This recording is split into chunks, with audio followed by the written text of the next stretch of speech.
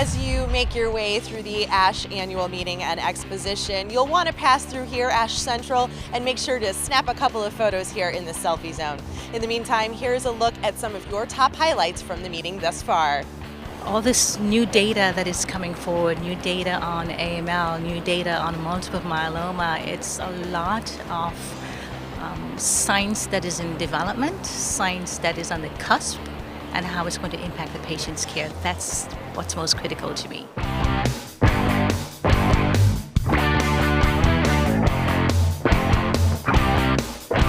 As a bone marrow transplanter, we're always looking for ways of reducing the toxicity of the transplant and identifying patients who might suffer some of the untoward consequences. I heard Jimmy Ferrara and John Levine present some very exciting data about biomarkers to predict who's at risk for GVHD and really illustrate the pathophysiology of what GVHD is.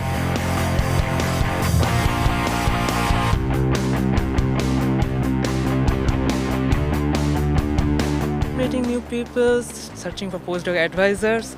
So it's a good networking field also. Like people are really interested in my work and I can see their work also. One of the unexpected highlights for ASH TV was running into the man who created the famous ASH logo in a competition back in the day.